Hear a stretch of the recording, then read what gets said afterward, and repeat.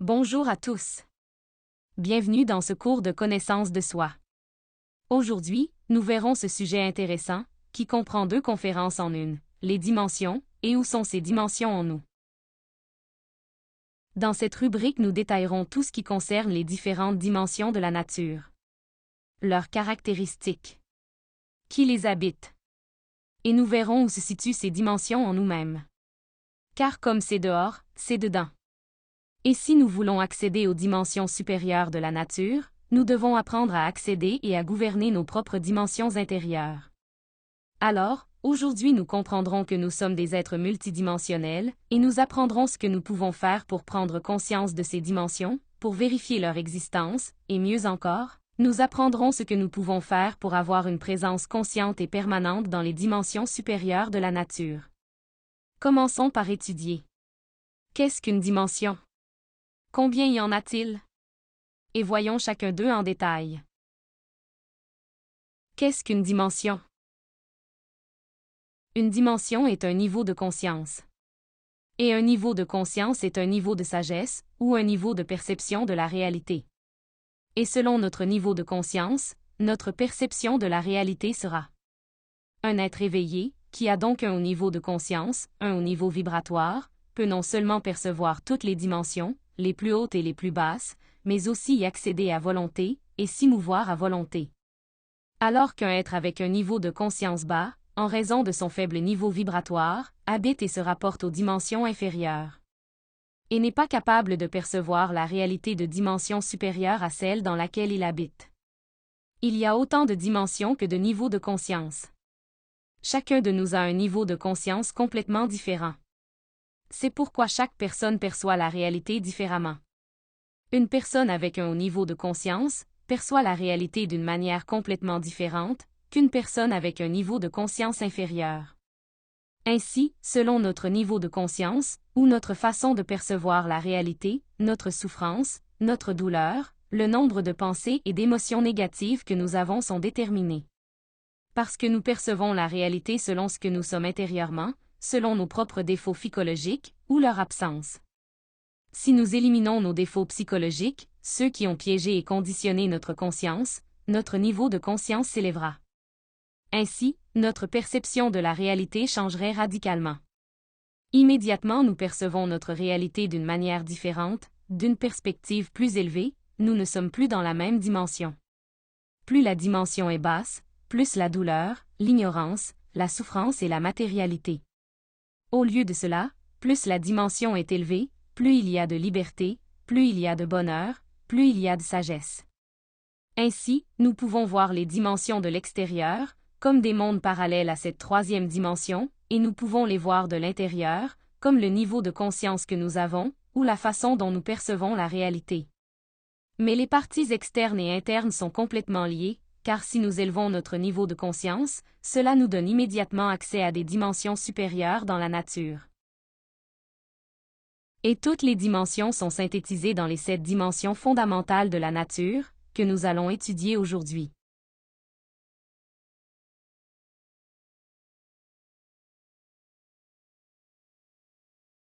Nous avons besoin de savoir que lorsque notre étincelle ou conscience a émané de ce Dieu non manifesté, ou Soleil absolu, qui est la source d'où nous venons tous, et s'est déployé à travers ces 7 dimensions, dans chacun des déploiements que l'étincelle a fait, après avoir quitté l'absolu, le nombre de lois et de matérialité a augmenté.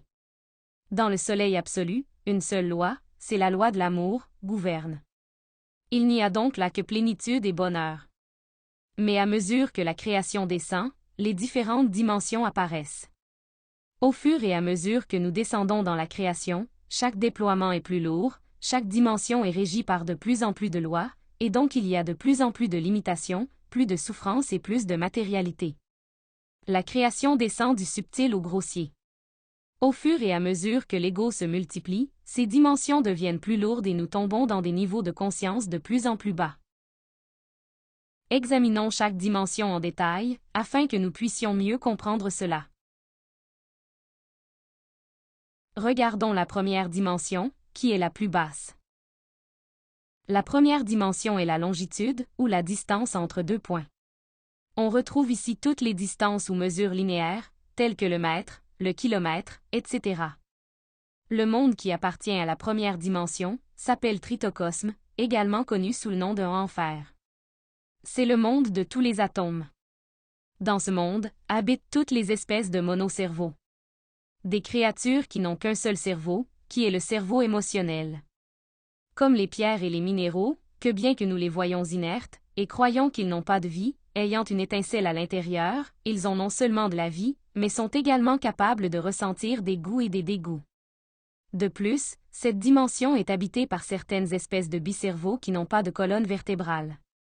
Ce sont les créatures qui ont, avec le cerveau émotionnel, un cerveau moteur instinctif sexuel, mais qui n'ont pas de colonne vertébrale. Tels que insectes, vers, plantes, etc. Ces créatures monocerveaux et bicerveaux sans colonne vertébrale perçoivent le monde de manière linéaire.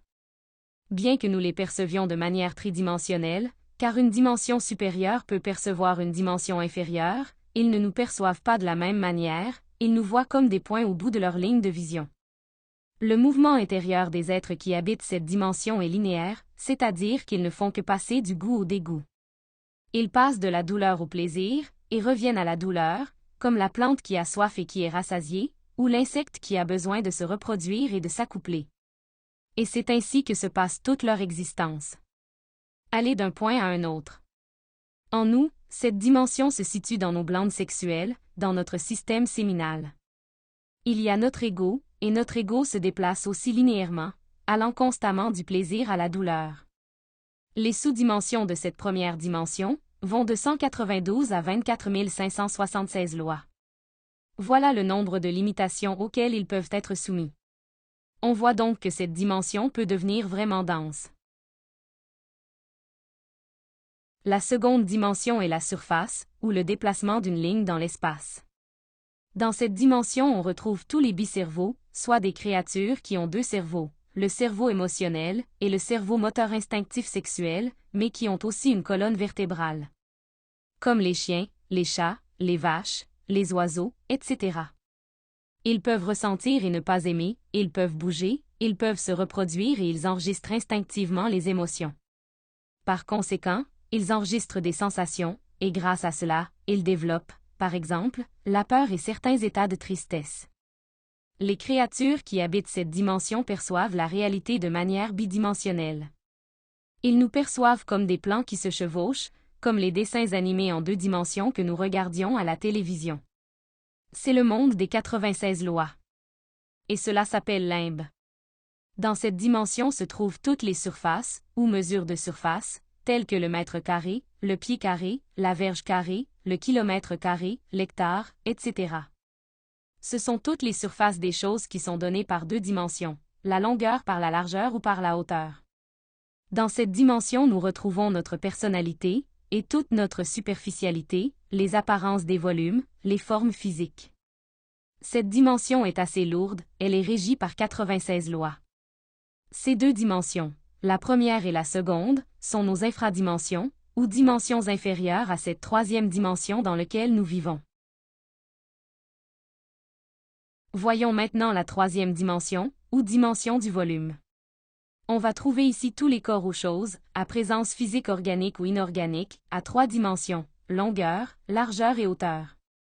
On retrouve donc ici tout ce qui a un volume. Ici, nous trouvons notre corps physique. Et toutes les mesures qui sont cubiques, comme le mètre cube, le centimètre cube, etc. Comme on peut le voir, les 2 dimensions précédentes sont contenues dans cette dimension. Dans cette 3e dimension ou monde physique, nous habitons tous, les bipèdes ou animaux rationnels à 3 cerveaux, appelés à tort des hommes, avec nos 3 cerveaux, l'émotionnel, le moteur instinctif sexuel et l'intellectuel.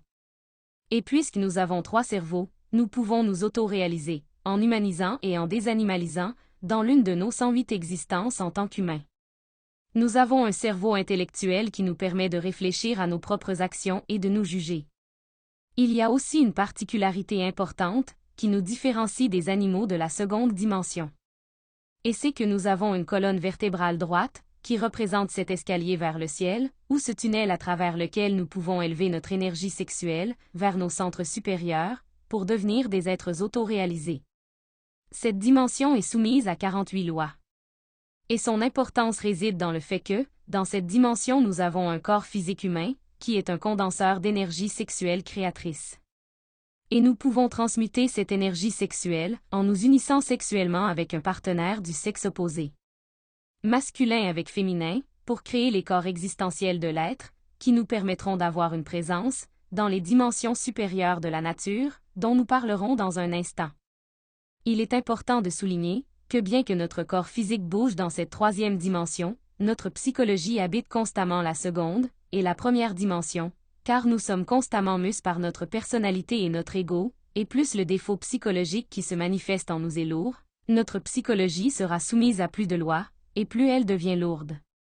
Nous vivons pleinement cette troisième dimension, quand on peut rester concentré, en vivant le moment présent, ici et maintenant. Mais les véritables habitants permanents de cette troisième dimension sont ceux qui ont déjà régénéré leur corps physique, en transmutant leur énergie sexuelle, et possèdent déjà un corps physique solaire. En nous, cette dimension se situe dans notre centre sexuel. Et il représente notre élémentaire. La quatrième dimension est la dimension du temps. Et c'est la durée de notre corps physique, ou la durée de n'importe quel volume. Le temps qui s'écoule entre la naissance et la fin de quelque chose. Par exemple, nous, en tant qu'êtres humains, avons une énergie qui nous couvre, qui est notre partie éthérique. C'est notre corps vital, lui aussi soumis aux 48 lois du monde physique. C'est la partie supérieure de notre corps physique. C'est notre quatrième dimension, notre énergie. Et cette énergie détermine le temps que nous allons vivre. Si à cause du mauvais usage de nos énergies internes, qui sont nos os, nous avons ce corps éthérique ou corps vital très usé, à un jeune âge de 30 ou 40 ans, nous nous verrons épuisés, vieux et malades. Parce que cette quatrième dimension, cette vitalité, a été gâchée. Alors, notre vie productive sera plus courte que celle de quelqu'un qui a utilisé son énergie à bon escient. L'exigence pour nous de gouverner cette quatrième dimension, c'est que nous commencions à économiser notre énergie sexuelle, que nous atteignions la chasteté, c'est la vertu de tous ceux qui apprennent à ne pas gaspiller leur énergie. Ici, habitent consciemment tous les êtres, qui ont déjà régénéré leur corps vital. Cette quatrième dimension est ce monde parallèle, où existent les soi-disant paradis Jina, qui sont des temples, des villes et des lieux, qui ont été transférés dans une dimension supérieure. De plus, cette quatrième dimension est liée à ce qu'on appelle le triangle des Bermudes. En nous, cette dimension se trouve dans notre centre instinctif. Regardons maintenant la cinquième dimension. C'est la dimension de l'éternité. Ici aussi, nous retrouvons le temps, mais en continu, sans début ni fin. Ainsi, on voit comment les dimensions précédentes sont contenues dans celle-ci. C'est pourquoi nous retrouvons ici le passé, le présent et le futur, en continu.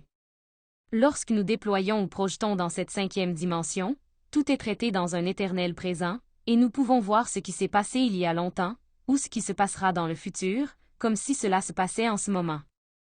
Cette dimension est subdivisée en deux, la cinquième dimension inférieure au monde astral, et la cinquième dimension supérieure au monde mental, avec leurs corps correspondants, qui gèrent des fonctions différentes et ont leurs propres caractéristiques.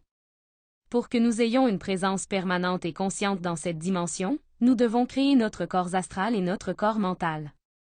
À l'heure actuelle, nous n'avons qu'un principe des corps astral et mental, qui nous permet de faire des projections astrales et mentales, et de faire de brèves investigations dans ces dimensions. Parlons de chacun d'entre eux. La cinquième dimension inférieure est le monde astral. En nous, cette cinquième dimension inférieure au monde astral se situe dans notre centre émotionnel, au niveau du nombril, sur la colonne vertébrale. Cette dimension n'est régie que par 24 lois, la moitié des lois du monde physique, donc il y a moins de matérialité ici, et il y a moins de limitations. Ici, nous nous déplaçons avec le corps astral, qui est de nature moléculaire et non cellulaire, comme le corps physique. Pour cette raison, dans le monde astral, tu peux tirer un doigt et il s'étire, ou on peut par exemple traverser des murs. Ce corps gère nos émotions, notre feu. Et il est contrôlé par les salamandres, qui sont les élémentaux du feu. Pour créer ce corps astral et avoir une présence permanente et consciente dans cette dimension, il est nécessaire, en plus d'utiliser notre énergie sexuelle à cette fin, que nous parvenions à un contrôle total de toutes nos émotions. Même pour réaliser un voyage astral conscient, il est nécessaire d'avoir un certain contrôle sur nos émotions, car si nous avons peur en faisant la pratique, ou si nous devenons très excités, nous retournons immédiatement dans le corps physique. La 5e dimension supérieure au monde mental est l'endroit où les êtres qui ont déjà créé leur corps mental ont consciemment une présence. À ce stade, vous avez déjà un contrôle total sur votre esprit, sur vos pensées. Cette dimension se situe au niveau du cœur, dans la colonne vertébrale. Il est lié à l'élément air. Il est à l'origine de notre intellect. La façon de penser de chacun de nos atomes. Dans ce monde, nous nous déplaçons à l'aide de notre corps mental, et comme cette dimension n'est régie que par 12 lois, la matérialité et la lourdeur sont beaucoup moins présentes. Pour cette raison, il y a une plus grande liberté de mouvement, par rapport au monde astral, puisque nous y sommes limités, par la moitié des lois que dans le monde astral. Regardons maintenant la 6e dimension. Cette dimension est appelée la réalité ou la vérité. Ici nous trouvons ce qui est, ce qui a été et ce qui sera. Et celui-ci, comme le précédent, est également subdivisé en 2 parties, la 6e dimension inférieure au monde causal et la 6e dimension supérieure au monde bouddhique. On retrouve ici les planètes du Elf-Christ, les mondes électromagnétiques. C'est dans cette dimension que ceux qui, par la méditation transcendantale, atteignent samadhi ou vide illuminant, s'échappent et expérimentent ce bonheur, cette liberté, d'être sous seulement 6 lois, qui sont celles qui régissent la 6e dimension. Dans la 6e dimension inférieure, nous trouvons le monde causal ou monde de la volonté consciente. Nous trouvons ici notre corps causal ou corps de volonté. Régi par 6 lois. Ce corps est de nature électrique, formé par tous les électrons de nos atomes. Il représente notre verbe, ou énergie créatrice sexuelle, et toutes les créations. C'est le monde de toutes les causes. Ont ici une présence consciente tous les êtres qui ont eu la volonté de se renier, de dominer leur nature intérieure, et ont créé les 5 corps qui font d'eux de vrais hommes. Alors, ceux qui ont déjà atteint ce point, auront créé leur âme humaine. Ce sont déjà de vrais hommes, qui ont développé les vêtements de l'âme, qui sont ces 5 corps existentiels. Le monde causal en nous se situe au niveau de la gorge, dans la colonne vertébrale. La partie supérieure de la 6e dimension est le monde bouddhique ou monde de la conscience. Ce monde est ce que nous pourrions définir comme les cieux. Il est régi par 6 lois et est de nature magnétique, composé de tous les protons, qui sont la charge positive des atomes. Dans ce monde, nous pouvons déjà percevoir ce qu'est la réalité ou la vérité. Ceux qui, ayant déjà créé leur âme humaine, qui sont les 5 corps précédents, ont rejoint leur âme divine ou buddhi, et ont réalisé le soi-disant mariage parfait, ou union entre l'humain et le divin, ont le droit d'habiter ce monde bouddhique. Le corps bouddhique reste élevé dans tous les êtres humains, attendant qu'ils développent leur âme humaine. En nous, le monde bouddhique se trouve dans la glande pituitaire, qui se trouve dans le cerveau, au point entre les sourcils. La dernière est la 7e dimension. Ici, nous pouvons rencontrer notre intime, soumis à seulement 3 lois.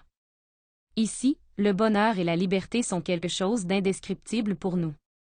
Voici le monde de la lumière, ou monde atmique. Cette dimension est connue sous le nom de grande réalité. Cette dimension est de nature photonique, le photon est déjà lumière, sagesse. En nous, il se trouve dans notre glande pinéale. Cette 7e dimension est la plus basse que notre être puisse atteindre, puisqu'elle vient du monde de l'esprit. Le corps atmique est le principe christique en chacun de nous. C'est notre guerrier particulier. Le corps atmique n'est pas non plus tombé, il reste élevé en chacun de nous. Ici, nous pouvons voir en détail où chacune de ces dimensions se trouve en nous. Au fur et à mesure que nous progressons dans le processus de connaissance de soi, nous deviendrons conscients de cette réalité, et l'idée est que, grâce à un travail de développement intérieur, nous pouvons éveiller notre conscience, et nous pouvons avoir une présence consciente et nous déplacer à volonté dans chacune de ces dimensions. Comme nous pouvons le voir, à mesure que nous montons plus haut, les dimensions sont de nature plus légère, de cellulaire, puis éthérique, puis moléculaire, atomique, électronique, protonique, à photonique. Voyons maintenant quelles sont les méthodes avec lesquelles nous pouvons commencer à vérifier et à connaître ces dimensions supérieures à partir de maintenant. Comment visiter ces dimensions? Nous percevons vraiment la troisième dimension lorsque nous commençons à vivre le moment présent, l'ici et maintenant. Pour passer de la troisième dimension à la quatrième, l'état jhana est utilisé. Pour passer de la troisième dimension à la cinquième, les projections astrales et mentales sont utilisées. Pour passer de la troisième dimension à la sixième et septième, la méditation est utilisée. La pratique de ces méthodes est nécessaire pour pouvoir directement vérifier et connaître ces dimensions. Dans ce cours, nous avons déjà appris la projection astrale et nous continuerons à en apprendre davantage sur cette pratique et sur les autres pratiques qui nous permettront de visiter ces dimensions. Maintenant, ce qui est vraiment important, c'est que nous parvenions à avoir une présence permanente et consciente dans les dimensions supérieures. Et nous y parviendrons, avec le travail sur les 3 facteurs de la révolution de la conscience, la mort psychologique, la naissance spirituelle et le sacrifice pour l'humanité. La mort psychologique nous permet de libérer la conscience et de purifier l'énergie créatrice sexuelle. La naissance spirituelle, à travers la pratique du suprasexe, nous permet de créer les corps existentiels de l'être, qui sont les véhicules, qui nous permettront d'avoir une présence, et de nous mouvoir à volonté, dans ces dimensions. Et le sacrifice pour l'humanité, nous permettra d'enlever notre égoïsme en aidant les autres, et d'éveiller l'amour, qui est la seule loi de l'absolu. Donc, nous devons comprendre qu'il n'est pas possible de monter dans les dimensions supérieures, sans éliminer le lourd, et le grotesque, de notre personnalité. Et il n'est pas possible d'avoir une représentation réelle dans une dimension, sans avoir créé le corps correspondant.